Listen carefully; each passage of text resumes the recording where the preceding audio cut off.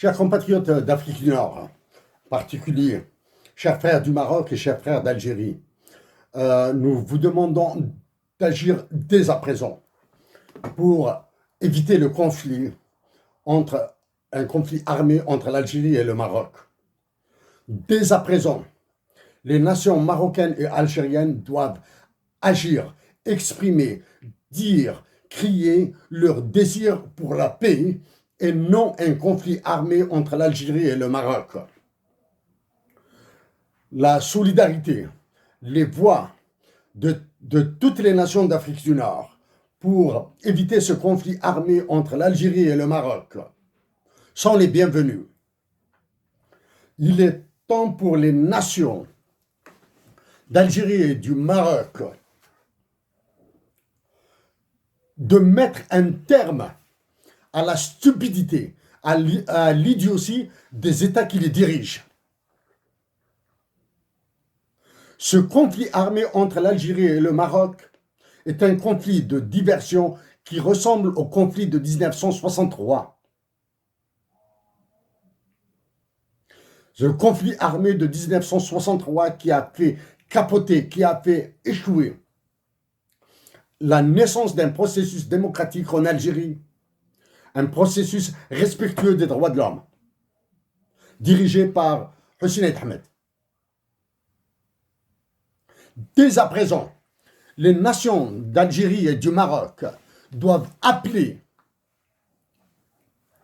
doivent crier leur désir de paix. Dans la suite, nous allons faire des suggestions pour un rapprochement fraternel, serein, confiant,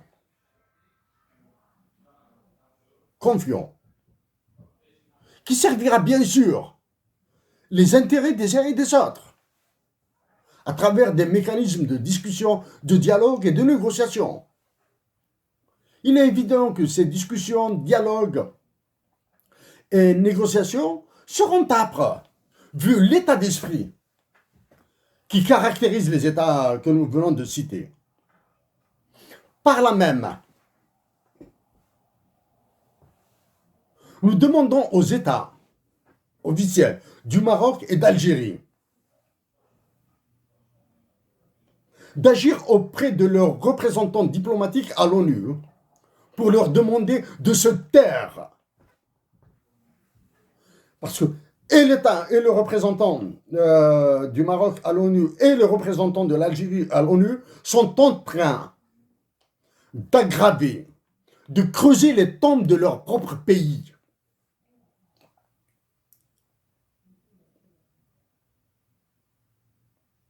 Ces deux représentants méritent des leçons en comportement internationaux. Ils méritent des leçons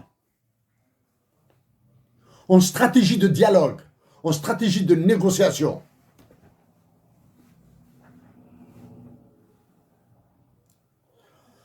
Maintenant, pour ce jour,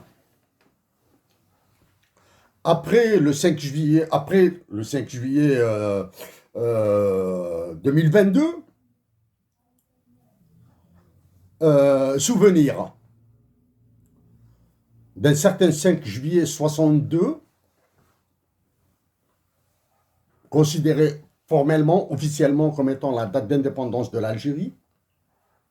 Après la clôture des Jeux méditerranéens d'Oran, nous allons aborder encore une fois de plus l'aspect international, l'aspect économique et l'aspect anthropologique de l'Algérie, qui devient de plus en plus grave, dangereux pour la cohésion de la nation. Nous les avons abordés avec des angles économiques, strictement économiques. Nous les avons abordés sous des angles de relations internationales, probablement orientés, bien sûr, libéralisme, relations internationales libérales, avec peut-être une forte dose de réalisme, en termes de théorie. Aujourd'hui, nous allons les aborder de la manière la plus simple qui soit. Nous allons les aborder d'un point de vue politique interne algérienne. Et nous allons essayer d'être très, très, très simple dans nos explications. Bien sûr, cette fois-ci, nous allons mettre des liens vers ces documents. Nous allons mettre des liens vers ces documents qui seront exploitables par les étudiants s'ils le veulent, les étudiants en Algérie, les étudiants du Maroc et de Tunisie. Nous allons mettre, dans le cas de l'Algérie, un lien vers le régime de change, conduit de la politique de change et évolution du taux de change du dinar de 2000 à 2018. Document de la Banque d'Algérie, disponible sur le site internet de la Banque d'Algérie. Bien sûr, en maintenant la modération de notre propos, nous allons demeurer très, très, très modérés dans notre propos. Nous allons continuer à appeler les Algériens à demeurer pacifiques, même si ce qui les attend sera atrocement violent.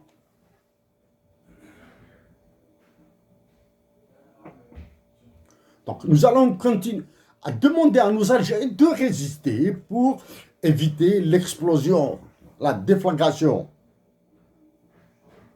Il y a des aspects qui demandent un traitement international très lourd.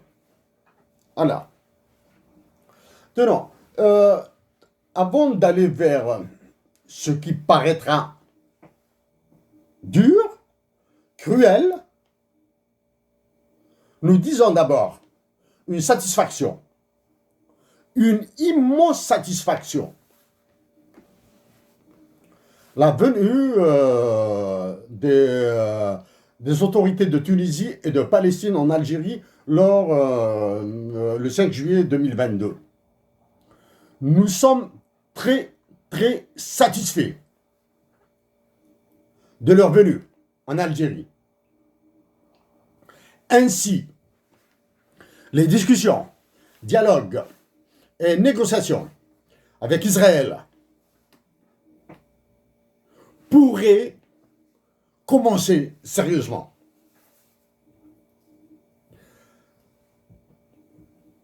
Bien sûr, nous attendons des esquisses à travers de l'information banale sur la teneur, sur l'air, l'ambiance des discussions, dialogues et négociations avec Israël dans le cas particulier de l'Algérie. Nous rappelons juste à la Tunisie que la Tunisie a bénéficié d'un prêt fédéral. Nous disons bien d'un prêt fédéral avec une conditionnalité publique, l'acquisition de l'armement américain pour la protection de la Tunisie, et une conditionnalité non publique, la négociation et l'établissement de relations avec Israël. Quant aux relations de la Palestine avec Israël, elles sont connues publiquement, elles sont notoires, publiquement notoires. C'est-à-dire, c'est la pacification. Malgré, même si l'un des premiers ministres d'Israël a qualifié les révolutionnaires algériens de terroristes. Les révolutionnaires qui ont conduit la révolution algérienne et la guerre de libération. Nous disons bien la révolution algérienne. Pour ce jour, nous allons nous orienter, nous concentrer sur la situation de l'Algérie. Dans 2 jours, nous nous adresserons au président en exercice de l'Union africaine, le président du Sénégal, Macky Sall. Et au plus tard, mercredi prochain, Nous nous adressons au roi de France et ses colonies africaines, le président Emmanuel Macron, pour tenter de mettre un terme à cette humiliation qu'il fait subir à notre pays, l'Algérie. Et nous disons à tous les Africains que sans la révolution algérienne, vous seriez encore des esclaves. Alors maintenant, pour cette introduction très passionnée, sera passionnelle, le nom de Genève Aïssel doit être associé à la paix. Même si nous sommes exténués, nous continuerons à travailler pour la paix, pour la solidarité, pour la fraternité, pour l'imagérité de l'Algérie et de toute l'Afrique du Nord. Voilà. Maintenant, nous allons passer à la situation économique que nous allons aborder, situation économique et relations internationales de l'Algérie d'une manière très simple.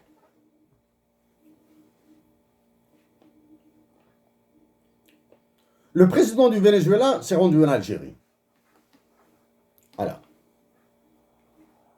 Le Venezuela a connu un processus de déstabilisation des plus dangereux. Résultat des courses au Venezuela. L'armée vénézuélienne est disloquée.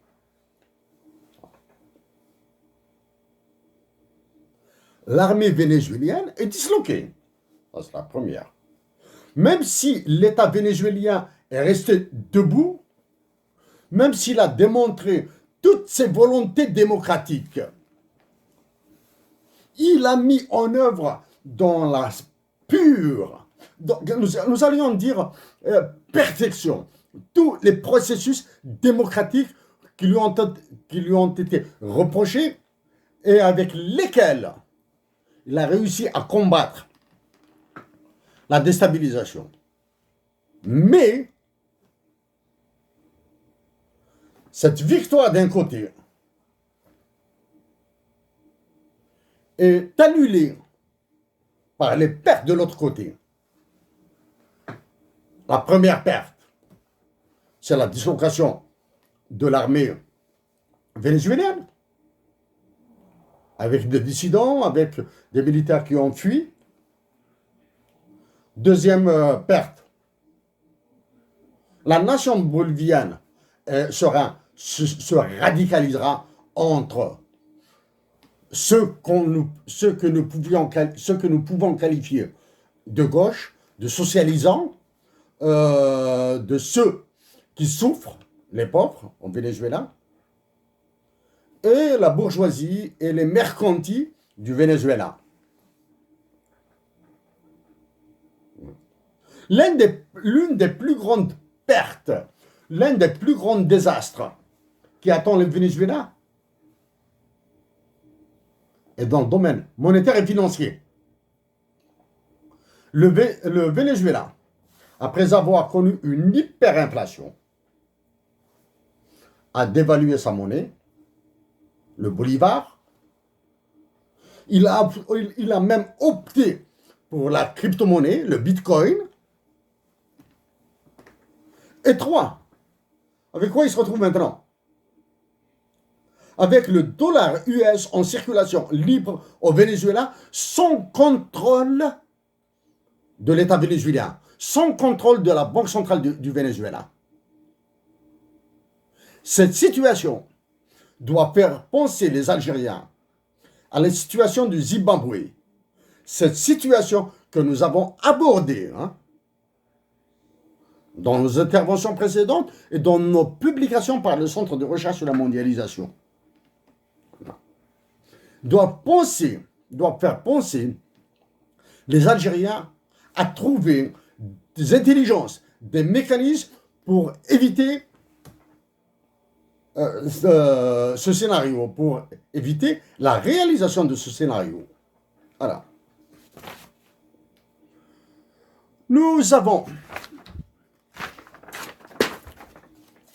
Nous avons dit en introduction que nous allons éviter d'aller dans des détails très économiques, très économistes, mais nous allons les expliquer d'une manière simple, c'est-à-dire d'une manière naturelle, à la manière paysanne.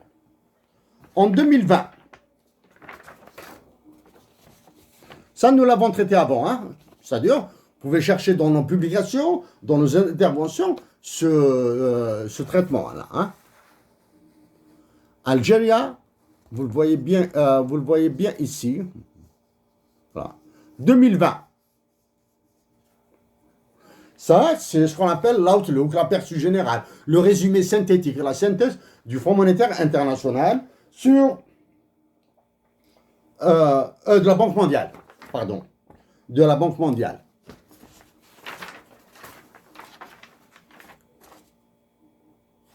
Voici le même document, du moins, le même titre de synthèse.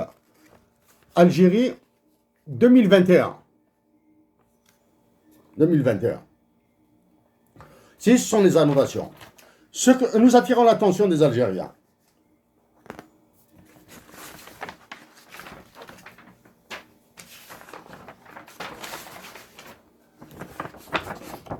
Que tous les chiffres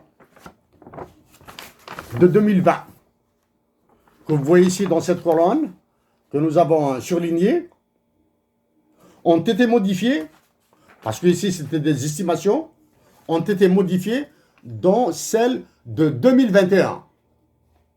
Et quasiment à une information près ou deux, toutes les informations ont été revues à la baisse en 2021. Absolument toutes.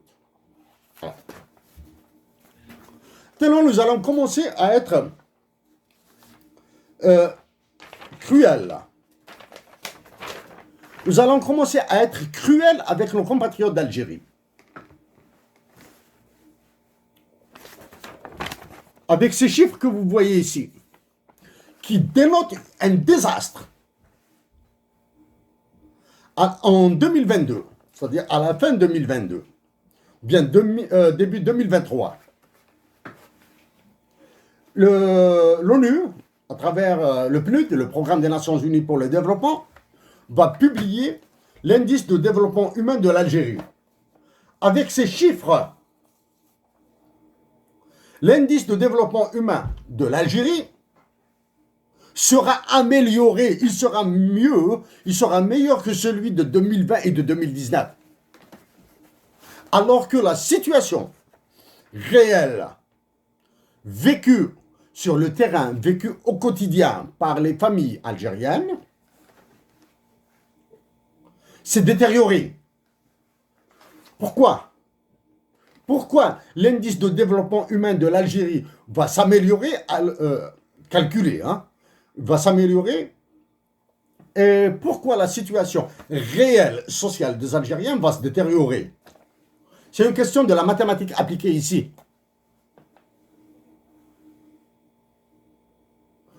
C'est une question de mathématiques, c'est tout. L'espérance de vie à la naissance en Algérie s'est améliorée, alors que les maladies, la pandémie sont passées par là. C'est la première. Le PIB va augmenter.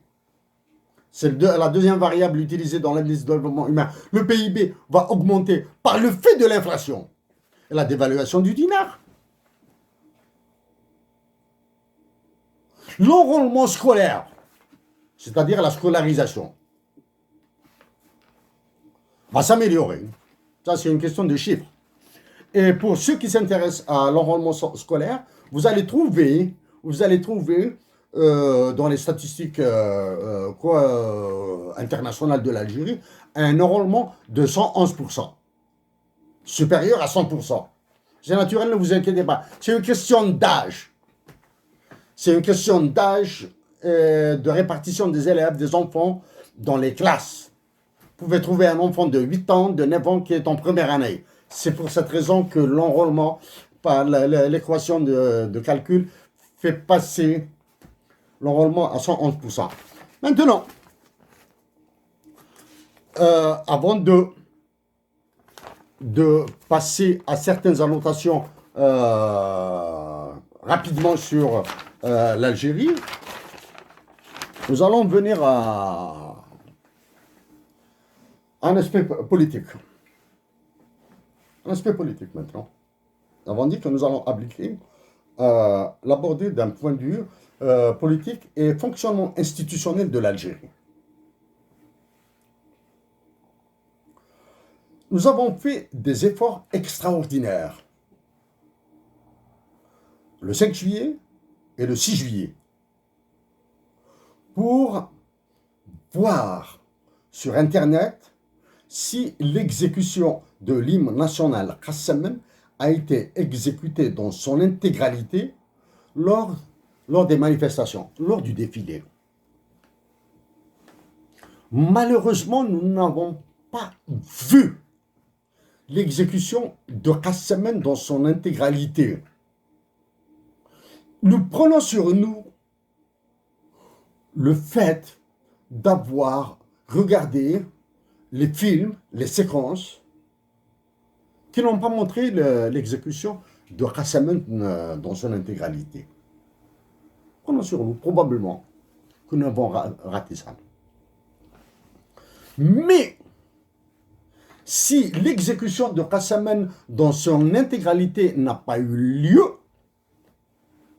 ça veut dire que le roi de France, et s'il vous plaît, cette colonie africaine et le président Emmanuel Macron, s'il vous plaît, chers compatriotes d'Algérie, mettez les mots que vous voulez sur ce qu'il fait subir à l'Algérie.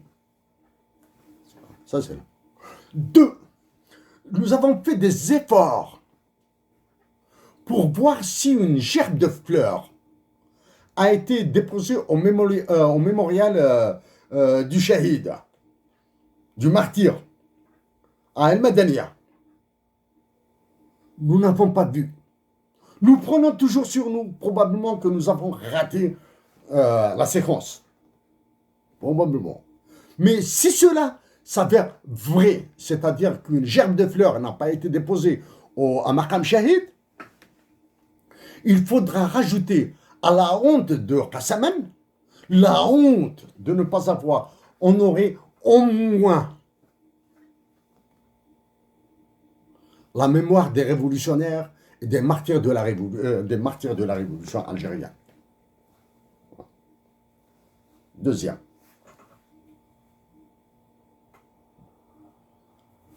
Donc il faudra le rajouter à ça.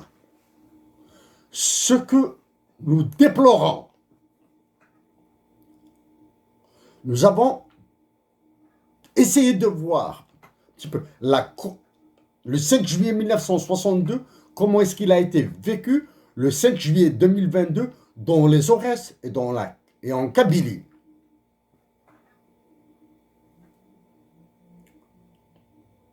Nous n'avons rien trouvé de majeur à signaler. À nos compatriotes de Kabylie, vous êtes l'objet de manipulation. Vous êtes l'objet de manipulation par les troll farms, les fermes de trolls sur Internet là. Vous êtes victime de manipulation tous azimuts. Et vous êtes reconnu pour des processus de potemkinisation des villages. Vous allez les rendre beaux. Rendre beau un village, oui. Le rendre propre, oui. Mais pas de la potemkinisation, comme elle se fait.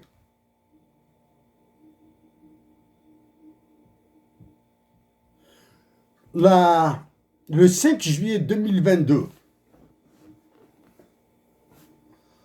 à Iri-Moula, village de Alizamoum. Le 5 juillet 2022, à Ifri, congrès de la Souma. Ne serait-ce que ces deux lieux symboliques pouvant remonter dans l'histoire. La bataille des Charles-Édouard. Nous sommes tristes pour notre pays. Triste. Ça fait de la peine. Le 5 juillet, le 4 juillet, juste avant le 5 juillet, c'est the Independence Day aux États-Unis d'Amérique. C'est la fête de l'indépendance aux États-Unis d'Amérique. Jetez un coup d'œil comment, malgré tout ce que font les États-Unis d'Amérique dans le monde, regardez comment a été célébrée l'indépendance des États-Unis d'Amérique, l'indépendance du Royaume-Uni. Non, revenons aux Jeux méditerranéens d'Oran. Le côté sportif, mets de côté là.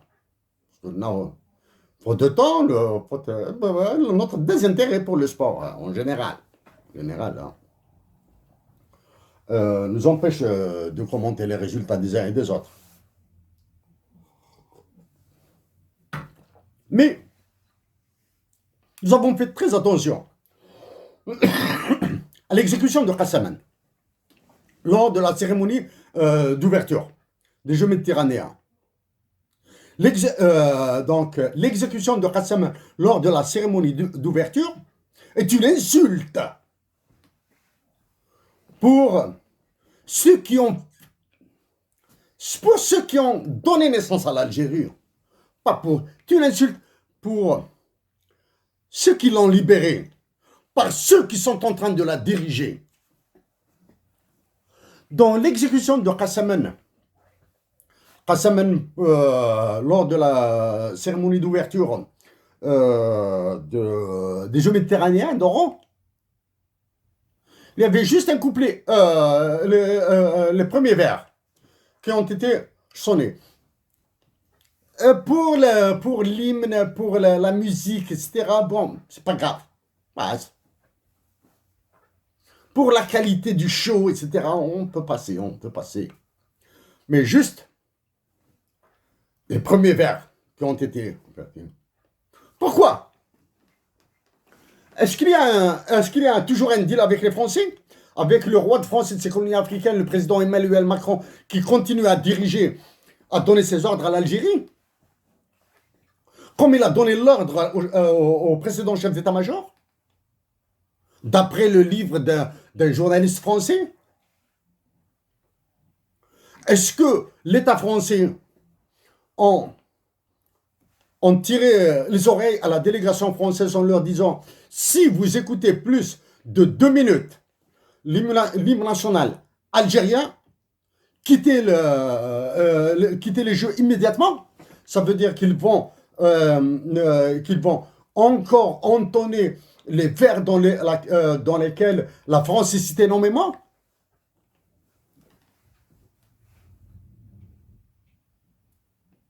Avant dit, nous allons nous adresser au plus tard mercredi prochain au roi de France et de ses colonies africaines, le président Emmanuel Macron. Après notre adresse, notre message au président en exercice de l'Union africaine.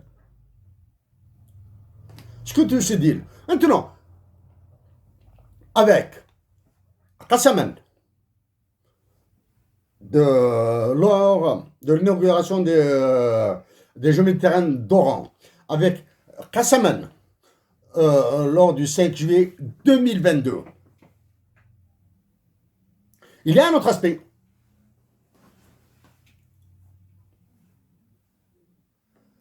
La continuation de la prise en otage des innocents qui sont détenus en Algérie.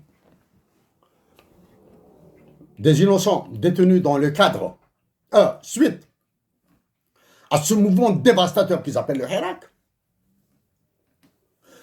Des détenus innocents, parce qu'ils ont dit leur amazérité, alors que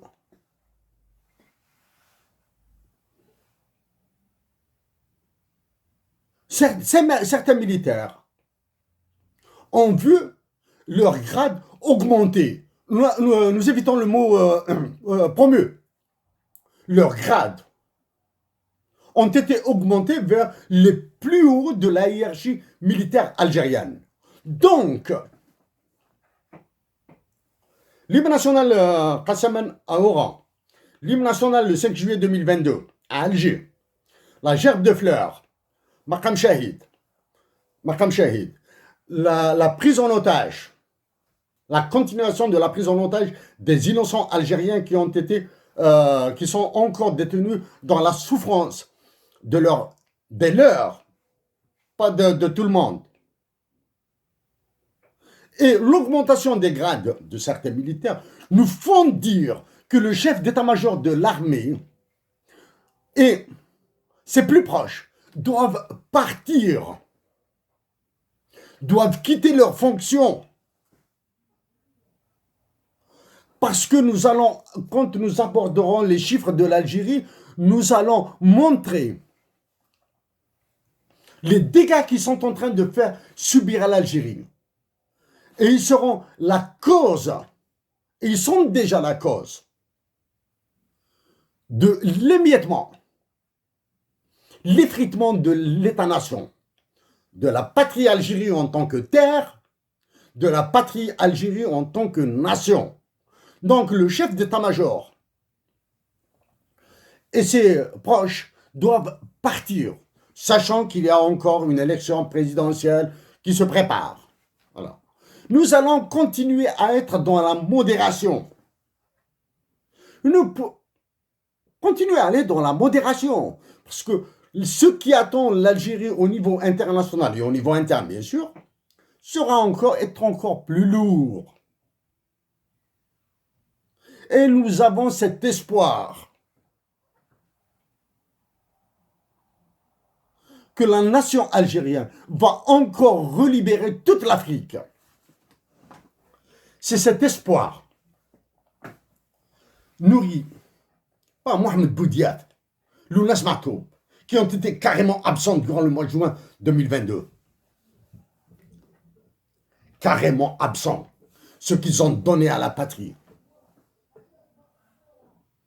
demeurera triste. L'unique héritage que nous avons, mais pas ce qu'ils ont fait.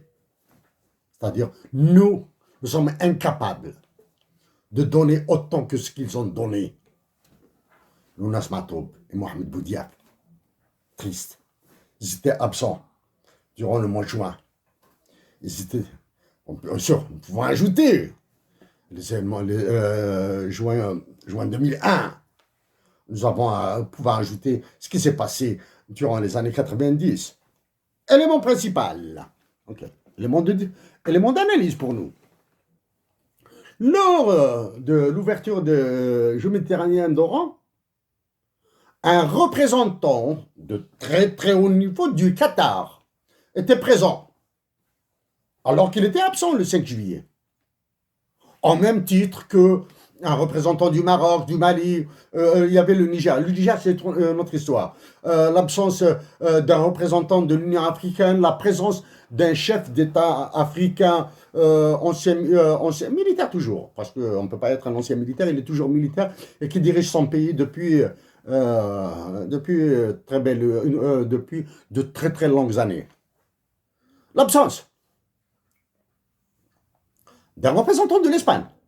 Et pourtant, l'Algérie est en position, est capable de bloquer carrément l'Espagne. Mais bien sûr, la conséquence serait une guerre. L'Algérie est capable de bloquer carrément l'Italie. La conséquence serait une guerre. Et pourtant, Mario Draghi, l'actuel président du Conseil italien, l'ancien président de la BCE, de la Banque Centrale Européenne, est venu en Algérie. Il s'est rempli, il a rassuré son pays, et par ricochet, il a rassuré la France qui assure à travers le roi de France et ses colonies africaines la présidence du Conseil européen, à ne pas confondre avec le Conseil de l'Europe, avec un roi, président, qui joue sur du velours en Algérie. Donc, pas de représentants de l'Espagne, de France, d'Italie, de l'Union européenne, et d'autres, et d'autres, et d'autres. Donc maintenant, nous répétons que Le nom de G 7 doit être associé à la paix, que nous allons continuer à être dans la modération, que notre objectif sera d'éviter le conflit armé entre le Maroc et l'Algérie. Après, maintenant, nous allons marquer juste une petite pause. Nous allons reprendre des explications naturelles, mais à travers des chiffres. Nous sommes dépourvus de gorge profonde. Nous n'avons pas de source à l'intérieur. Donc, nous exploitons les données internationales pour ce qu'on appelle saturer un mensonge ou extraire une vérité. C'est comme ça. Nous admettons, nous reconnaissons qu'il s'agit d'une approche assez théorique, mais c'est une approche qui donne ses résultats. Donc, à tout de suite.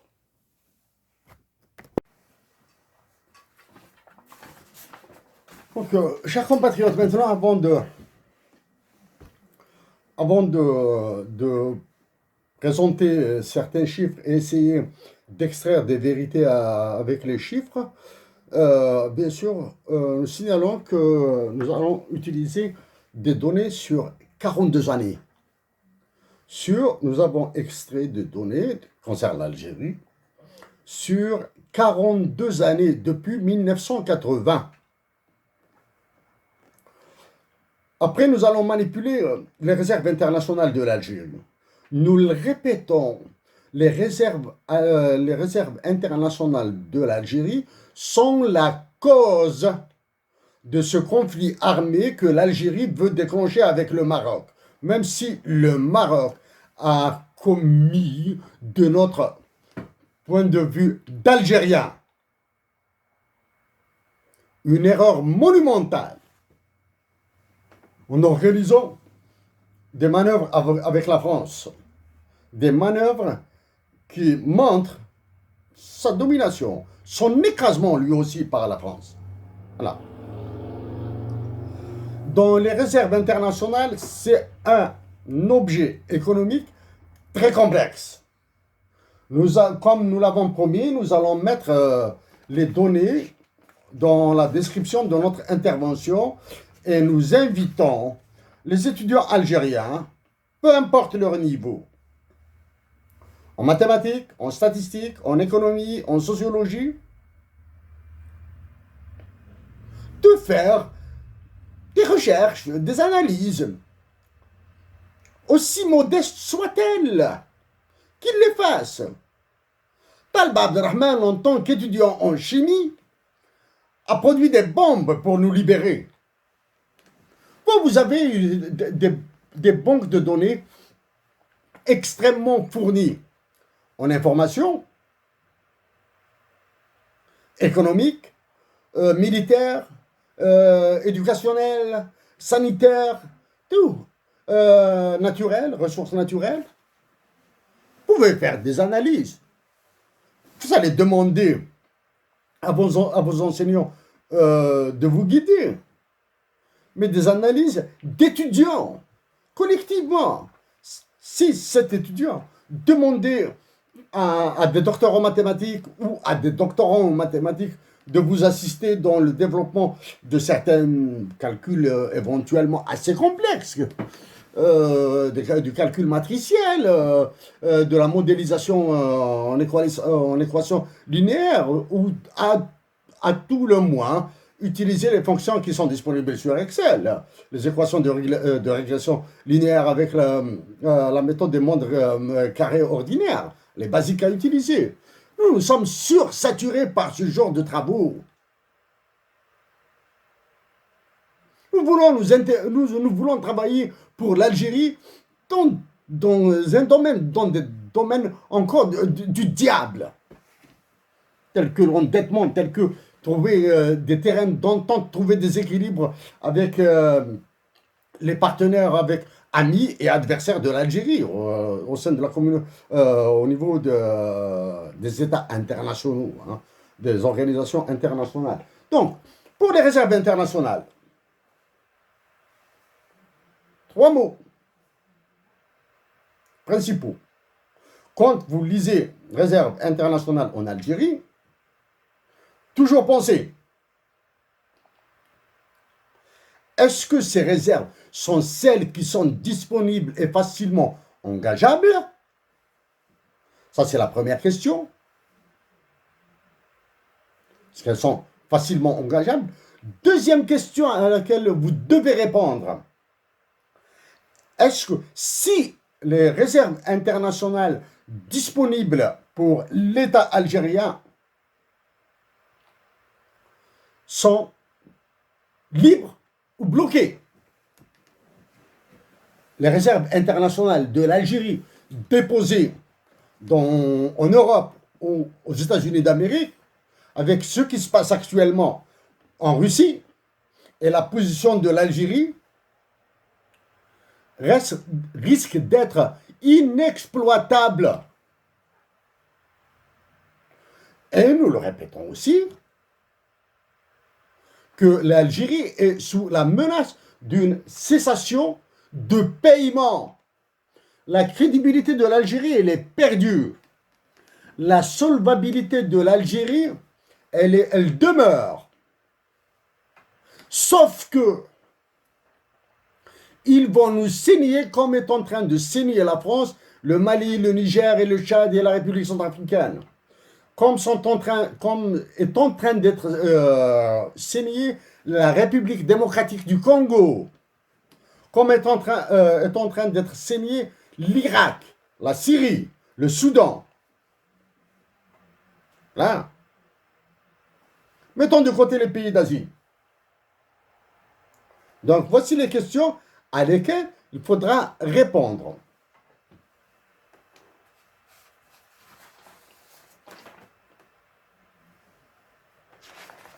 Nous avons dit que lors des Jeux méditerranéens d'Algérie,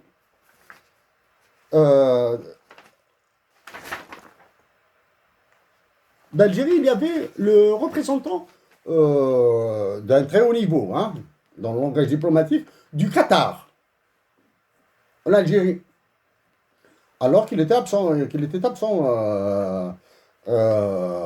du défilé du 5 juillet 2022. Hein. Le Qatar a été cité dans les dégâts qu'elle a fait en Algérie durant les années 90 par Mohamed Boudia.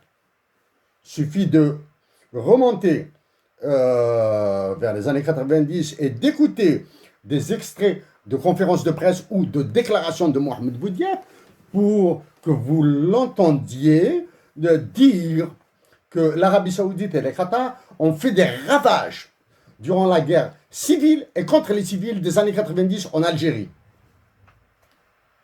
Ok? C'est le Qatar. Nous le rappelons que nous avons parlé auparavant, il y a plusieurs années de cela, de l'agriculture saharienne en Algérie, qui pourrait bénéficier aux pays du Golfe à travers les fonds spéculatifs, les hedge funds. Voyons voir maintenant. C'est en anglais. Total reserves in month of imports for Algeria. Attends. Total reserves in month of imports for Algeria. C'est le nombre de mois d'importation pour l'Algérie. C'est le dernier document de la Banque mondiale. 4 jours, 5 jours de cela. Les calculs s'arrêtent en 2020. OK?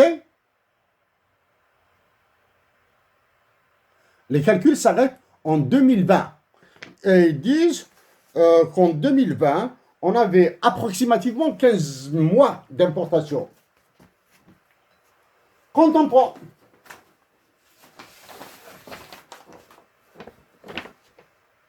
les réserves de l'Algérie en 2020 ont été de 48 milliards, 48,9 milliards de dollars. Ouais. Voilà. Un autre document maintenant.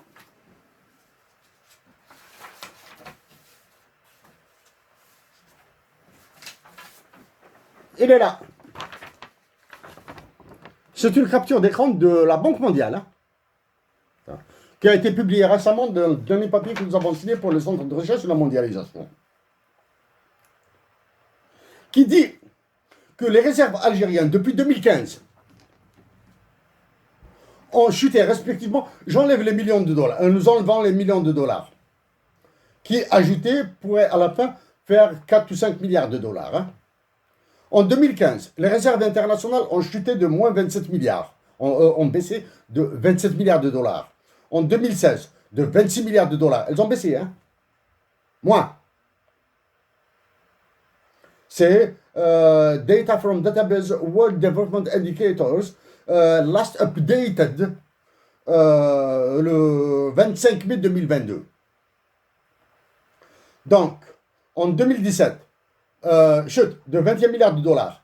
2018, 15 milliards de dollars en moins. 2019, 16 milliards de dollars en moins. 2020, 16 milliards de dollars en moins. Et en 2021, les chiffres ne sont pas encore prêts pour la Banque mondiale. Maintenant, le gouverneur, ou bien, peu importe qui, le gouverneur de la Banque d'Algérie ou la Chambre à gaz, doit dire publiquement quel est le montant engageable des réserves internationales de l'Algérie et combien de mois d'importation nous reste-t-il, combien de mois d'importation peuvent couvrir ces importations. Bien sûr, nous dirons qu'il y a des exportations. Vous exportez. Balancer un taux de 70% ne signifie, d'augmentation de 70% ne signifie absolument rien. Vous êtes en train de prendre les Algériens pour des idiots, des canards, des pingouins. 70% par rapport à quoi? Sur quelle quantité? Avec quel prix? Voilà. Donc, maintenant, nous allons passer. Nous allons passer à... Nous allons continuer toujours avec les réserves. Voilà. Ça, c'est l'Algérie toute seule, là. Nous allons revenir sur ce gros trou-là, juste après. Hein. Le gros trou. Ce gros trou-là. Ça, c'est très, très, très mafieux. Hop. Là, maintenant, le nombre de mois d'importation pour l'Algérie et la Tunisie. Toujours inclure dans vos pensées la démographie, le nombre d'habitants. Donc, la Tunisie, elle monte. OK? L'Algérie descend. La Tunisie monte. Même si elle monte dans des conditions lamentables. Ça, c'est la Tunisie.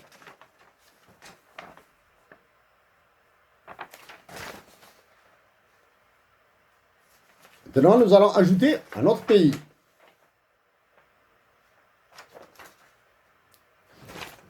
Le Qatar. Il est là.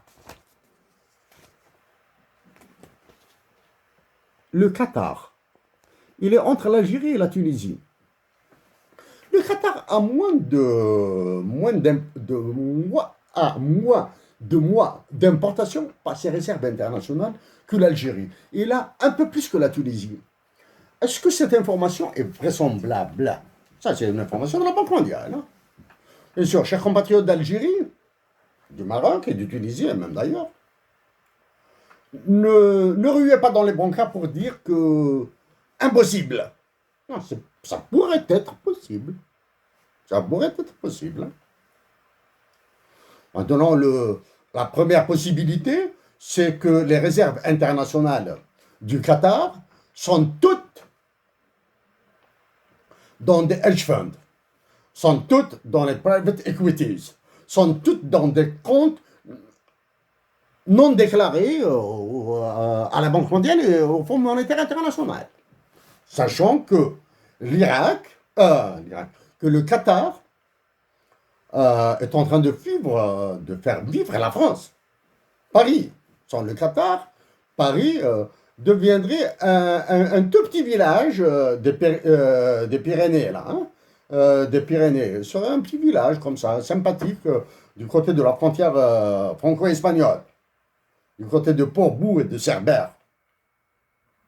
Sans le Qatar, le Paris Saint-Germain serait une équipe avec une petite affection de notre part pour les Français de Villeneuve-Saint-Georges, de Montgeron-Cron, de Saint-Rémy-la-Chevreuse. Comme ça, là, dit comme ça. Sans le Qatar, le Paris Saint-Germain va jouer dans quelque part, hein, quelque part du côté de Versailles ou de Rouen ou de Poitiers, dans une division inconnue, là. Hein.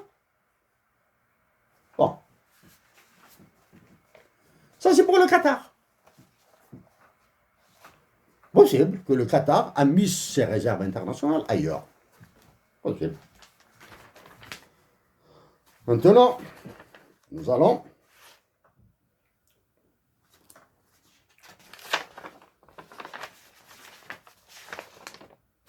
étant donné que le nombre de mois d'importation est calculé en fonction des réserves internationales, donc ce que nous avons dit pour le nombre de mois d'importation va s'appliquer pour les réserves internationales, c'est-à-dire elles seront dans les mêmes proportions. Mêmes proportions. Si maintenant dans le cas de l'Algérie, vous voyez bien ici, là, ça monte en flèche, et ici, ça descend en flèche. Ce sont ces mouvements, c'est les réserves internationales sans l'or, hein, minus gold. Ce sont ces opérations-là, les réserves internationales, sont le résultat du commerce international de l'Algérie. Durant les années 90 et même maintenant, même jusqu'à maintenant, nous disons des opérations d'import-import. Ici, c'est toute la mafia de l'exportation des produits dans lesquels l'importation algérienne est payée par l'État, par les réserves internationales, les importations dans lesquelles les réserves internationales de l'Algérie ont été injectées. Et les exportations algériennes, dans lesquelles aussi des importations algériennes sont incluses, dans lesquelles les subventions sont incluses. Donc ici, si la situation des réserves internationales algériennes se dégrade dangereusement chaque 4-5 années, ça, il faut voir toute la mafia qui passe par les importateurs, les exportateurs, les commissaires en douane, les transitaires en douane, l'absence du contrôle douanier, la corruption, c'est tout ça. Hein? Donc maintenant, nous avons terminé avec les caractéristiques principales qui font modifier les réserves internationales. Maintenant, dans les réserves internationales, deux montants. Est-ce que le prêt de l'Algérie au FMI qui s'élève à 5 milliards de dollars est inclus dans ces réserves? Ou bien, est-ce que le FMI nous a remboursé ce prêt? Ça, c'est la première question. Deuxième question. Est-ce que le prêt donné, accordé par l'Algérie à la France pour garder sa Martinique et la Guadeloupe, etc., qui a été pris par Bernard Cazeneuve, est inclus dans ces réserves? Et est-ce que le roi de France et de ses colonies africaines, le président Emmanuel Macron, est capable de nous rembourser? Ça, c'est pour les réserves internationales. Maintenant, nous allons passer à un autre élément. Comme nous l'avons dit, maintenant nous allons être cruels avec les Algériens. Nous allons être cruels avec nous-mêmes. 2020-2021, nous allons trouver ce document. Oh, mais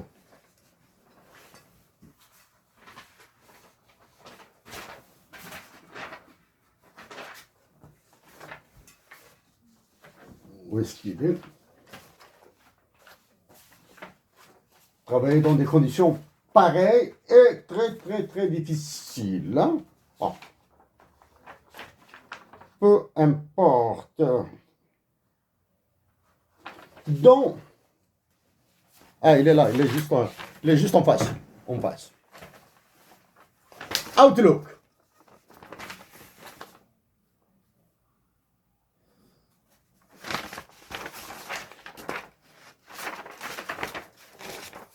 Toujours dans l'Outlook. Nous avons énormément de commentaires à faire ça et de diagnostics, bien sûr. Mais recent developments. Ici, ce petit bout-là. Nous lisons. Low rainfall contributed to a stagnation in agricultural output and services growth was subdued by industrial and construction activities supported growth. Ça. Donc, la sécheresse, elle pointe là. Hein? Pas de sécheresse. Parle de dégâts de la famine qui nous attendent. Ensuite, là, ici, il dit des choses assez positives sur le gouvernement. Quand la Banque mondiale dit des choses positives sur le gouvernement d'un pays quelconque, ça veut dire qu'il est en train de taper là. Hein? OK? Mais, juste après, ici, meanwhile, c'est rapide. Meanwhile, the September 2021 Government Action Plan has made the transition to a private sector-led growth and job creation model development priority. Private firms are small, of low productivity, and largely informal. Le premier mot formal. Amid substantial state presence in productive sectors. Nous allons commencer par le mot le plus simple, largely informal, c'est-à-dire économie informelle, c'est-à-dire marché parallèle, contrebande, marché parallèle, marché noir, c'est-à-dire là où il n'y a pas de facture. D'abord, nous l'avons dit en 2015. Nous soutenons toutes les activités illégales en Algérie, mais licites. Nous sommes pour toutes les activités illégales, mais licites, c'est-à-dire celles qui maintiennent la vie sociale en Algérie protégée, la dignité humaine protégée, pas la drogue, la prostitution, l'alcool, etc. Pas ça. Ça sont des crimes. C'est en 2015 que nous avons dit que nous soutenons l'économie informelle. L'essentiel, produisez. Voilà. Nous allons revenir maintenant à l'expression la plus cruelle. Of low productivity. Faible productivité, c'est-à-dire la production d'un individu, d'un salarié algérien, est faible. Ça, c'est une expression très feutrée, très diplomatique, pour dire que l'Algérien est un fainéant. Que l'Algérien est un fainéant. Donc, chers compatriotes d'Algérie, nous l'avons dit en 2013. Nous devons nous remettre au travail. à exploiter tout mètre carré de terre agricole disponible. Voilà. Et à arrêter d'aller vers, soi-disant, l'emploi de jeunes, l'emploi de ceci. En parlant de ça maintenant, emploi de jeunes. Il y a un phénomène extraordinaire qui peut choquer probablement plusieurs. Cette frénésie, cette vitesse des Algériens à devenir patron avec un véhicule, deux véhicules, 4 ou 5 salariés,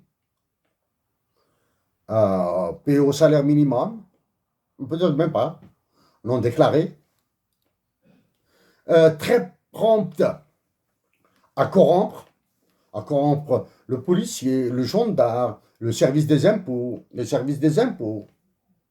Il y a cette accélération, cette frénésie de l'Algérien à devenir patron rapidement. Ça, c'est l'idéologie ultralibérale introduite en Algérie. Nous allons dire quelques mots dessus, qui est là.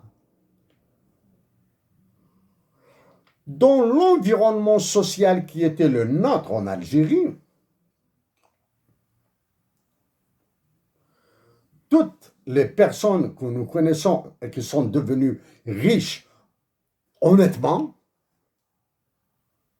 sont devenues riches et en demeurant honnêtes, intègres et respectés.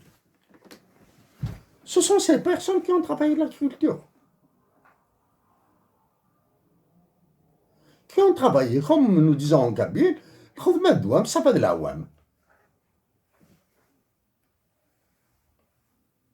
Ce sont ces personnes qui ont travaillé l'agriculture. Sont devenues riches, à l'aise. Elles ont respecté la nature. Elles ont respecté les populations. Les populations les respectent. Sont fluides. Sont très fluides dans la communauté. Nous avons vécu ces comportements à Boujlil. Nous connaissons certains de ces comportements, très peu c'est vrai, peut-être un ou deux, du côté de Ouagnoun et du côté de Matas. Mais à Boujlil, nous avons vécu ces comportements chez des compatriotes de Boujlil qui travaillaient de terres laissées en abondant, laissées en jachère. Des Boujiliens, oui, qui venaient au café avec l'odeur du bétail, tout ce que vous voulez, somptueuse odeur. Tout. Impeccable. Chic. Nous jouons une partie de domino ensemble. Arrêtez de courir vers cet ultralibéralisme, vers le patronanisme ou quelque chose comme ça, là. Le patron, c'est travailler 18 heures. Et honnêtement, là, travailler 15 heures par jour, en demeurant honnête, bien sûr. Pas courir pour avoir une voiture avec un prêt de l'État, avec un taux d'intérêt réel négatif, parce que le taux d'intérêt nominal est à 3 ou 4%, là, la Banque centrale refuse de parler, l'inflation est à 50%, voilà. Et bien sûr, en prime dans tout ça, c'est l'organisation de la fuite des capitaux vers l'Espagne, vers l'Angleterre, vers la France, maintenant même vers le Canada. Arrêtez ça. Maintenant, encore une fois, les conditions de travail sont ce qu'elles sont. Nous allons marquer une autre pause. Nous allons parler encore de l'aspect politique institutionnel en Algérie, droits de l'homme. Politique, mais avec des chiffres, bien sûr. Hein. Voilà. Donc, tout de suite, s'il vous plaît, pour être honnête avec vous, c'est pour fumer. C'est pour fumer. Donc, nous continuons cette troisième et dernière partie pour alléger, sauf que nous précisons que nous essayerons de mettre certains documents sur Google Drive. Google Drive pour les rendre accessibles aux personnes intéressées. Bien sûr, à chaque fois, nous utilisons généralement au moins les trois pays d'Afrique du Nord, Algérie, Maroc, Tunisie, pour pouvoir situer notre pays. Certains, bien sûr, ici, il y a des commentaires probablement assez, assez destinés aux spécialistes. Probablement que nous avons été assez sévères, probablement que nous avons raté une ou deux variables qui, qui pourraient biaiser notre déduction ici. Bon, souvent pour nous, directement c'est en anglais. Donc nous allons essayer de retrouver ces documents de 2021 normalement, de 2021 avec la démographie. Donc maintenant, comme nous sommes engagés, nous allons mettre des chiffres dans un contexte institutionnel, c'est-à-dire comment fonctionnait l'Algérie et quels sont les chiffres qu'elle a produits. Là, maintenant, nous allons toucher à l'anthropologie, à la question amazigh de l'Algérie, à la question des droits de l'homme. Droits de l'homme. Nous pouvons vous citer, nous vous recommandons de lire George Akerlof, américain, prix Nobel d'économie. Vraiment, il a démonté en pièces le raisonnement économique. Il l'a démonté. Et nous vous recommandons de lire l'ancien ministre des Finances et de l'économie de la Grèce, du temps où il se faisait massacrer, qui a disparu, malheureusement, qui a disparu. Il a écrit pas mal de livres, il a fait énormément de conférences. C'est Yanis Varoufakis. Et il a dit des vérités crues. Surtout, discussion entre adultes. Discussion in a room, nous l'avons lu en anglais, rapidement en français. George Akerlof, Fishing for the Economy of Fools, hein, à la pêche des crétins en économie, hein, des idiots en économie. Bien sûr, la recherche des crétins en économie vue par George Akerlof, prix Nobel d'économie, hein, un Américain, pas beaucoup plus des États. Des États. Bon, il vise probablement un petit peu le consommateur, c'est-à-dire le citoyen ordinaire, hein, l'Algérien plébéien ou le Marocain plébéien, mais surtout c'est au niveau institutionnel. Bon, ça c'est le document des services du FMI. Les services du FMI achèvent leur mission de consultation de 2021 au titre de l'article 4 en Algérie. Bon, bien sûr, nous avons porté nos observations, c'est-à-dire quels sont les points qui nous intéressent ici, pas mal, entraînant une forte contraction de 4,9%. Donc, dans l'un des documents que nous allons mettre à votre disposition, nous avons calculé la valeur de 1%. Qu'est-ce que c'est que 1% dans le cadre d'une croissance économique, dans le cas d'une récession économique? Comment on présente? Parce que la valeur de 1% est différente avec les mêmes PIB, du moins des PIB inversés. La valeur du point de pourcentage, on appelle ça 1%. Hein. Pas un point de base. Hein. Un point de base, c'est dans les taux d'intérêt, dans le taux de change, etc. Pas un point de base. Hein. Un pourcentage. Quelle est la valeur de 1% en dollars? Dans l'exemple que nous avons donné, c'est l'exemple réel. Hein. C'est en milliards de dollars. Il y a ici, bien sûr, voilà le bilan. La mission recommande un ensemble complet et cohérent de politiques budgétaires, monétaires. Un ensemble cohérent. Qu'est-ce que c'est qu'un ensemble cohérent? Nous avons déjà parlé de l'austérité, de la contraction, de l'absorption, etc. Et du taux de change. afin de réduire les vulnérabilités. Ça, c'est deux aspects dans nos différentes interventions sont prégnants. La majorité de l'Algérie et sa dotation de l'hymne national bilingue, et la monnaie et le taux de change. Le prix d'une monnaie, le prix du dinar algérien, le taux de change. Sans être obsessionnel, nous avons travaillé sur la conception d'une monnaie. Donc, mais ce sont les. Maintenant, nous allons montrer. Voilà, maintenant, nous l'avons déjà dit dans l'une des interventions que vous pouvez voir. Hein. En 2021, la mission a rencontré M. Ben Abdelrahman, Premier ministre et ministre des Finances, M. Fadli, gouverneur de la Banque d'Algérie, qui a été relevé de ses fonctions, du moins qui a été chassé dans une procédure expéditive d'enfer, qui aggrave encore la crédibilité de l'Algérie. Monsieur Arkab, ministre de l'énergie et des mines. Ce ministre, ça c'est le FMI, hein, c'est le FMI qui les a rencontrés. Ce ministre doit être un peu plus clair dans ce qu'il dit. Quand il dit que nous avons exporté 25% en plus, c'est 25% par rapport à quoi? Quand il dit que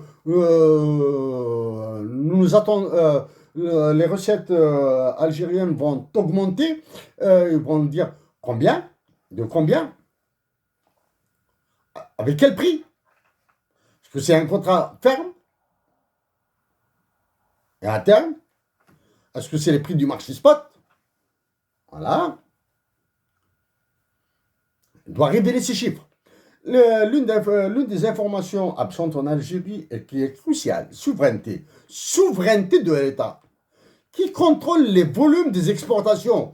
Quand on vous dit que l'Algérie a exporté vers la France 1 milliard de tonnes métriques cubes vers la France de gaz, qui contrôle la quantité 1 milliard, ce milliard-là? Qui le contrôle, hein?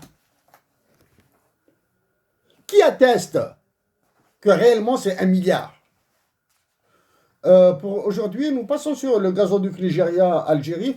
Bon, pour faire simple, nous prions le bon Dieu pour que ce gazoduc passe par le Maroc et non pas par l'Algérie. Voilà. Nous en avons parlé plusieurs fois. Bon, donc, ministre de l'énergie et des mines, M. Nassi, ministre des Travaux publics, M. Zig, ministre du commerce et de la promotion des exportations, s'il vous plaît, promotion de l'exportation, M. Larfaya, ministre du Travail. Le ministre doit nous dire combien de chômeurs avons-nous, quel est le taux de chômage en Algérie. Madame Krikou, ministre de la Solidarité nationale, bref. L'équipe s'est également entretenue avec d'autres hauts responsables du gouvernement et de la Banque centrale. C'est-à-dire, en plus du gouverneur, ils ont discuté avec d'autres responsables en l'absence du gouverneur. Ainsi qu'avec des représentants des secteurs économiques et financiers de la société civile. C'est qui la société civile en Algérie? Et des syndicats. Les syndicats doivent rendre public, s'ils ont un minimum de dignité patriotique, ne touchez jamais à la dignité des individus, ne touchez jamais aux vies privées. Les syndicats, s'ils ont un minimum de dignité patriotique, doivent dire le contenu, révéler le contenu de leur discussion avec le FMI.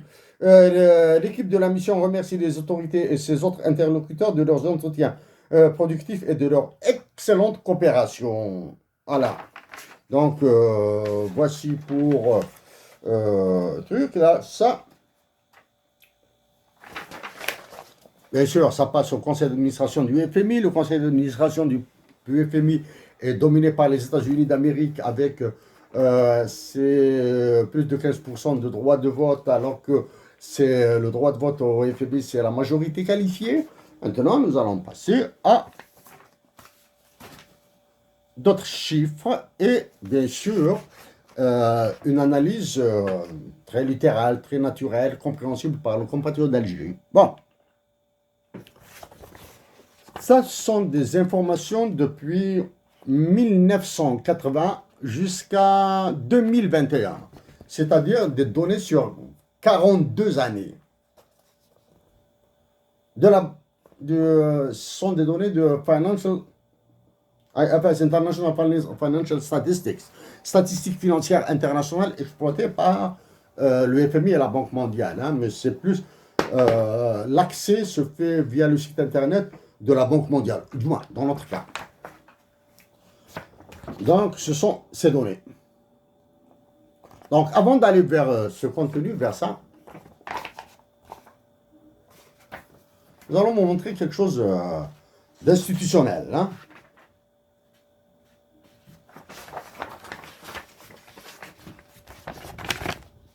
Ça, ce sont les données qui concernent uniquement l'Algérie. Est-ce que vous voyez ce trou-là?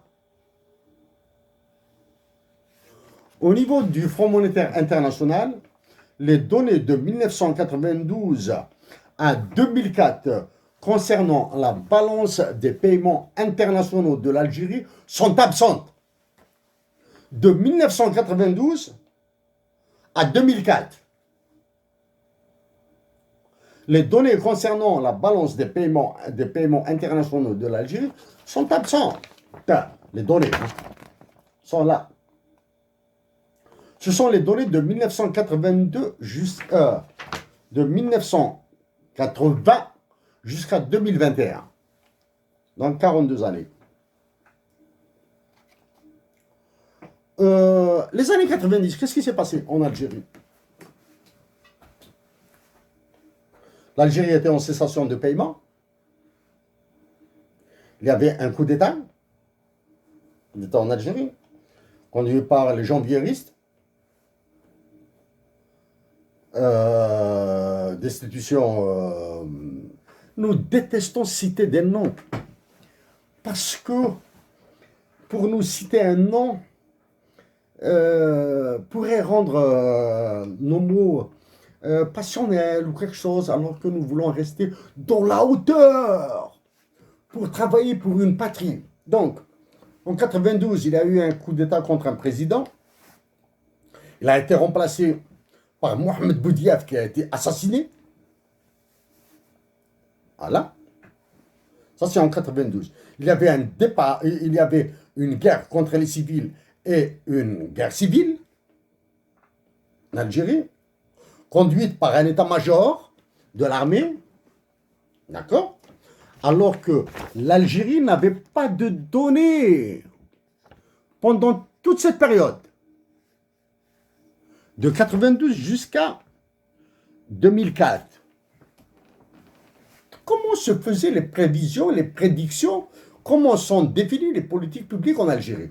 Donc, coup d'État, guerre civile, guerre contre les civils, destruction économique de l'Algérie, assassinat de Boudiaf. Ok? Ça, tout ça, c'est conduit par un état-major de l'armée. Regardez ce qui se passe actuellement. D'accord? 92, une masse massive de détention, de liquidation, d'exécution, de procès expéditifs. Même chose maintenant. Qu'est-ce qui s'est passé ensuite en les années 90? Nous allons rappeler, du moins donner des indications à ceux qui étaient encore des enfants, des bébés à l'époque. Qu'est-ce qu'il y avait aussi? Le FMI, qui avait étranglé l'Algérie en 93-94, l'Union européenne a traité l'Algérie de prostituée. Donc là, nous sommes loin des chiffres. Hein. Qu'est-ce qui s'est passé en Algérie dans durant les années 90? Destruction économique de l'Algérie. Une destruction politique, privatisation, filialisation, création de groupes à l'emporte-pièce et destruction physique du capital de l'Algérie. Exemple, les trains qui ont été brûlés, les bus qui ont été brûlés, même s'ils appartiennent au privé, hein, les moyens de transport brûlés, qu'ils soient publics ou privés, les usines brûlées. Voilà. Donc, qu'est-ce qui s'est passé ensuite? Il y a eu un incendie à la Banque centrale. Ah. Mais le tout, là,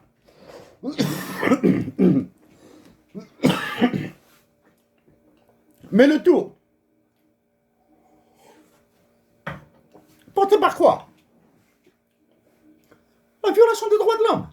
C'est aussi simple que ça. Violation des droits de l'homme, à la liberté d'expression, à la liberté de penser. Ah. Il y a des Algériens patriotes qui avaient dit certaines choses qui ont été sanctionnées. Il y a d'autres qui ont préféré fuir. Certains ont fui vers la France parce qu'ils ont massacré l'Algérie. D'autres ont fui vers la France, et le Canada, et les États-Unis d'Amérique et l'Angleterre parce que c'était le massacre. Et, malheureusement, ils ne pouvaient rien dire de peur d'être exécutés, d'être assassinés. Ça, non?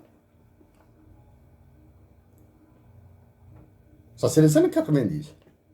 Maintenant, depuis 2019 depuis 2015, et depuis 2019 en particulier, et le coup d'État et ce mouvement ravageur-là, qui a encore renforcé, qui a rendu encore l'état-major plus violent.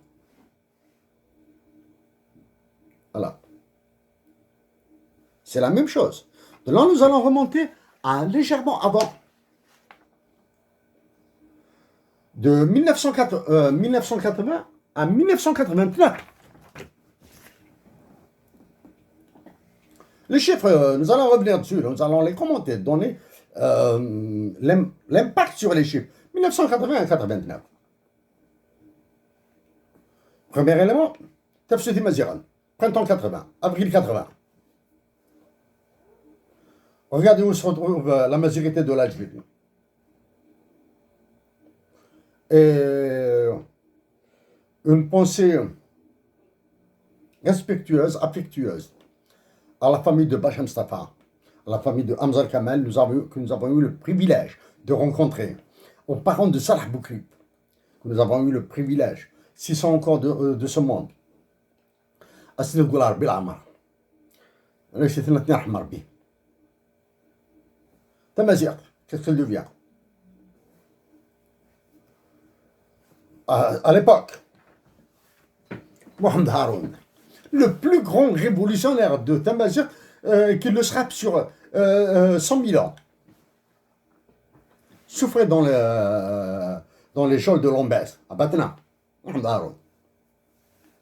Qu'est-ce qui s'est passé en parallèle à ça? La répression à Sétif et à Alger en 85,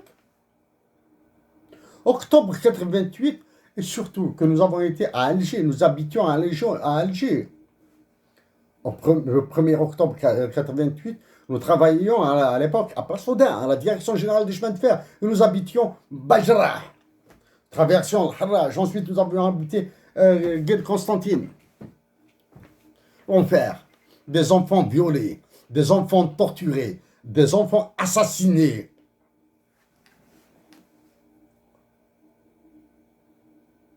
Ça c'est 88. Pendant ce temps-là, l'Algérie était bradée. En disant bradée, ce n'est pas une justification de notre propos.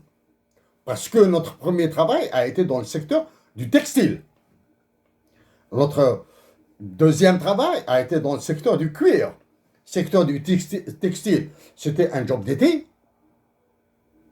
Il a été complètement détruit par l'Infitah ou l'Inbitah de 1985. Tina, there is no alternative. Après la visite du président de l'Algérie aux États-Unis. Tina de Ronald Reagan et Margaret Thatcher. Donc, notre premier travail, c'était dans le secteur privé, dans le textile. Job d'été, travail d'été, d'élève.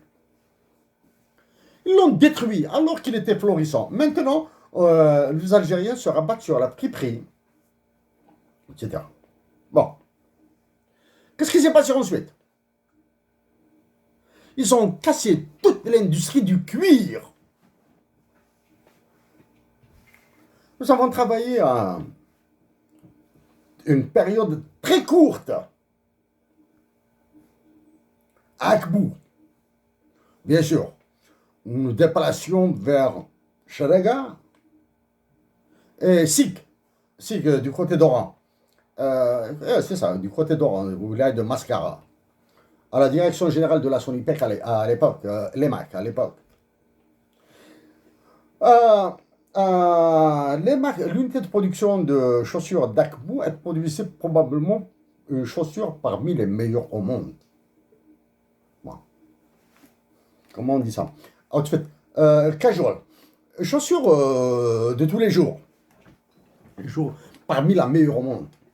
Les Italiens ont voulu importer, c'est-à-dire ils nous ont demandé d'exporter toute la production de la chaussure de l'usine d'Akbou, de l'usine de Ngaous dans les Aurès, sur la chaussure de sport. À Akbou, c'était la chaussure de ville, vers l'Italie, à condition de ne pas mettre en mention Made in Algeria.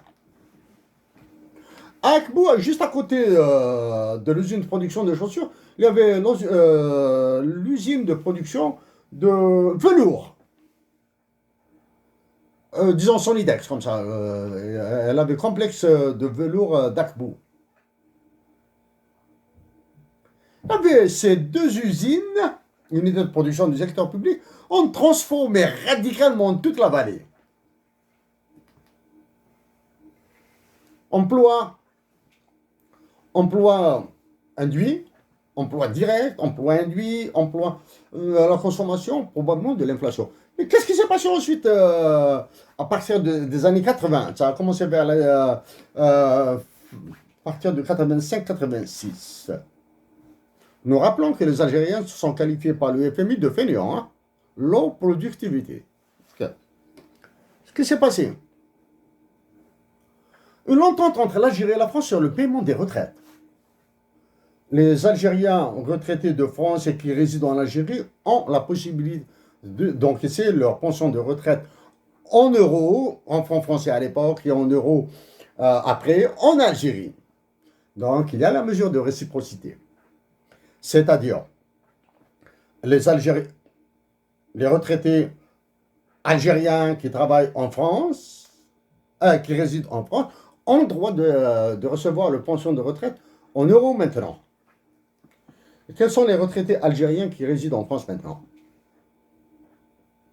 Ça, c'est quand nous nous adresserons au président et roi de France et de sa colonie africaine, Emmanuel Macron, nous allons reparler de ce point-là.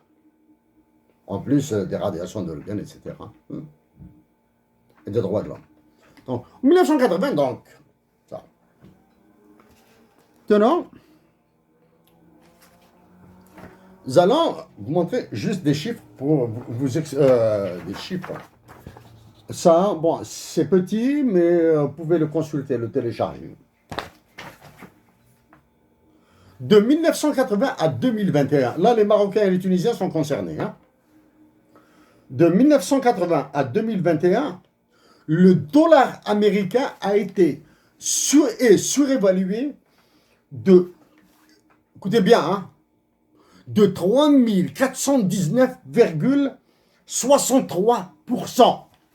De 1980 à 2021, le dollar US a été surévalué de 3419,63% par rapport au dinar algérien.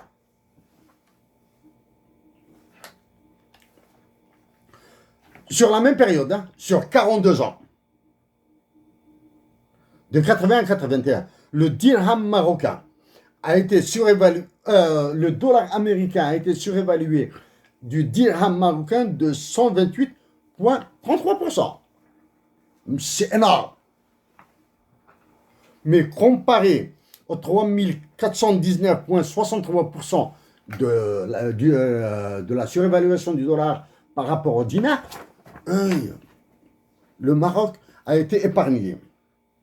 La Tunisie, de 80 à 2021, le dinar tunisien, le dollar américain a été surévalué de 590,07%. Non, si s'il vous plaît, ce n'est pas l'une des bagarres universitaires hein, avec des mathématiques que j'ai eues avec, à l'Université de Montréal, c'était concernant ça. Et il y avait une deuxième bagarre, affrontement, hein, académique, hein, universitaire, sur l'optimalité de Pareto, hein, les optimums de Pareto. Voilà.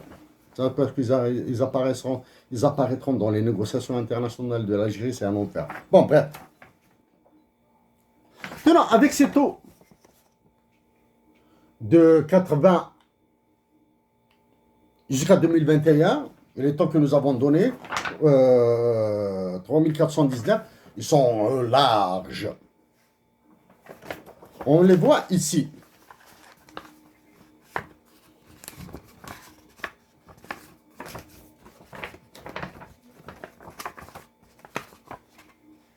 Alors, d'une manière assez simple, hein, ça, nous les avons décomposés par décennies, hein, par dizaines, par décades. À chaque fois que le dollar américain devient plus cher, les réserves internationales de l'Algérie baissent. Elles baissent. Excepté cette période-là, cette petite période-là, ce petit bout-là, ce petit bout, qui correspond à l'endettement de l'Algérie. L'Algérie s'est endettée. Mais dès qu'il monte, les réserves baissent. Ici. Par contre, quand il est stable, ça c'est le taux de change à l'international. Hein. Sur les marchés financiers, ça c'est pas au niveau de la Banque centrale. Quand il est stable, les réserves internationales de l'Algérie s'améliorent. Maintenant, regardez depuis 2009.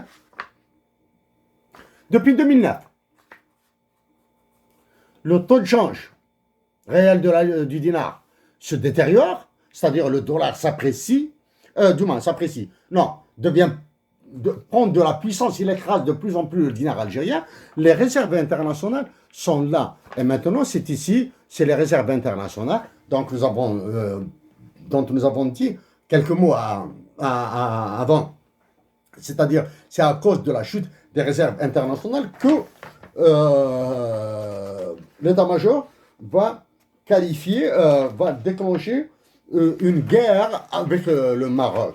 Ici, ce sont des graphiques. Ce sont les mêmes graphiques. Hein, c'est-à-dire ce graphique-là, celui-là, le graphique que vous voyez à ma gauche, ici, est strictement identique à celui-là. La seule différence, c'est que c'est pour montrer l'effet visuel. C'est psychologique. Quand vous voyez comme ça dans une large assez grand, vous croyez que c'est atténué, c'est-à-dire que c'est doux, alors que quand vous le voyez dans une échelle réduite, ici, vous voyez la sévérité du coup. Ça, c'est le supplice de la goutte qu'on fait subir à toute la nation algérienne. C'est le chalumeau, ça. Et les Algériens doivent maintenant, ici, nous avons reproduit tous les chiffres. C'est la même chose. Donc, si en 2014-2015, que nous avons commencé à dire que nous sommes radicalement contre la dévaluation du dinar, etc., tout ça. Maintenant, les Algériens, il faut des solutions. Ah ouais, nous avons fait un procès. Allez croire que c'est un procès. Alors que c'est depuis 2013 que nous sommes dessus, là. Hein. Les solutions. L'Union européenne est une union. Actuellement, elle est dirigée par... son conseil est dirigé par le roi de France et ses colonies africaines, Macron. Ils sont unis et solidaires. Il suffit de voir leur comportement vis-à-vis de la Russie et de l'Ukraine. Voilà. Ils ont une monnaie unique. Même si c'est une monnaie allemande, mais elle bénéficie à tous les pays de la zone monétaire. Parce que dans l'Union européenne, il y a des pays qui n'ont pas, qui sont en dehors de la zone euro. Voilà. L'Algérie, le Maroc et la Tunisie et tous les pays d'Afrique du Nord. Le Mali, le Niger, le Tchad, la République centrafricaine et tous les pays de la zone CFA, ça c'est un crime, c'est un génocide, c'est un fiducide. L'Algérie, le Maroc et la Tunisie, dans leur comportement stupide, idiot, continuent à se battre. Ils veulent se faire la guerre. Alors que l'une des solutions, conditions exceptionnelles, à condition exceptionnelle, comportement exceptionnel. Parité de pouvoir d'achat absolu. Un dinar marocain égale un dinar algérien égale un dinar tunisien. Voilà. Les trois monnaies seront dans une parité de pouvoir d'achat absolu. Une unité monétaire du Maroc égale une unité monétaire de l'Algérie égale une unité monétaire de la Tunisie. Voilà. S'il vous plaît, qu'on ne vienne pas me faire la leçon. Est-ce que le Maroc, est-ce que le FMI, la Banque mondiale vont accepter, etc. etc. Allez, passez à côté là, hein, si vous avez l'intention de poser ce genre de questions, passez à côté là, hein, allez-y ailleurs, allez-y les poser ailleurs. Parité du pouvoir d'achat absolu. Ouverture totale des frontières. Voilà, simple. Ouverture totale des frontières. Ainsi, les contrôles au Maroc, les contrôles en Algérie, les contrôles en Tunisie, combinés bien sûr, permettront de lutter contre la drogue, la prostitution et la fuite de capitaux. La parité des monnaies évitera la fuite des capitaux. Et bien sûr, les exportations, les petites, les minables exportations de l'Algérie, du Maroc et de la Tunisie vont bénéficier d'abord aux nations nord-africaines. Vous allez nous qualifier de protectionnisme? De protectionnisme? Non, ça fait longtemps depuis que nous avons dit notre orientation libérale. Ben non. Nous faisons ce que font les autres. Exemple d'autres. Quels sont les autres? L'Indonésie, qui a fermé ses frontières. Le Japon, qui a taxé le riz, s'il n'a pas baissé entre-temps, à plus de 130% là. Parité de pouvoir d'achat immédiat des monnaies. Hein? Création d'une monnaie ad hoc. Bon, nous n'avons pas le temps, nous ne pouvons pas. Non, nous créons une monnaie ad hoc et les banques centrales vont faire la compensation sur la base des résultats qui montent, des résultats du commerce, du trafic, des échanges à la base là. Hein? Que gagnerons-nous? Une meilleure solidarité. Une équité dans l'échange. L'équité, le jeu. Nous allons renforcer la fraternité et la solidarité. Au lieu de supplier les Italiens, les Espagnols, les Français de nous acheter notre carburant, notre gaz et notre pétrole, nous allons le partager avec d'abord les Tunisiens et les Marocains. Le Tunisien, la Tunisienne, le Marocain et la Marocaine sont aussi frères que nos sœurs et frères d'Algérie. Ah, on est. Ensuite, en Tunisie, il y a une naissance des mouvements anthropologiques amazirs sur la mazérité de la Tunisie. Avec ce que font les Marocains, ce que font les Algériens et les Tunisiens, avec le recul, c'est une chute drastique, un recul vers les années 1920 ou 1900, même pas, il y en a 60, 70, dans le domaine anthropologique de la majorité de l'Afrique du Nord, un recul qui fait froid dans le dos, là, de l'Algérie, du Maroc et de la Tunisie. Renforcer la majorité pour qu'elle redevienne un ciment. Sinon, ce sont les trois pays qui vont se fragmenter. Ah, actuellement, l'état-major de l'armée algérienne a émietté la nation algérienne. Maintenant, il va faire effriter la terre d'Algérie. La terre. Donc, une nation émiettée sur une terre effritée, ça deviendra, nous disparaîtrons. Chers compatriotes d'Algérie, chères sœurs, chers frères d'Algérie, chers compatriotes du Maroc et de Tunisie et de toute l'Afrique du Nord, agissez d'abord pour la paix. Et dites à vos dirigeants de cesser d'être des serviles, des laquais, des valets du roi de France et de ses colonies africaines. Nous vous rappelons que sans la révolution algérienne de 1830 jusqu'à 1962 et sans la guerre de libération de 1954 jusqu'à mars 62, les Africains seraient dans des situations pires. Même si, pire que cette situation, il est difficile de l'imaginer avec le franc CFA. Chers compatriotes d'Afrique du Nord, à nos frères et sœurs d'Algérie, avec toute mon affection à tous ces Algériens, toute cette Algérie qui me manque. L'Algérie est ma patrie, toute l'Algérie, surtout le Sud,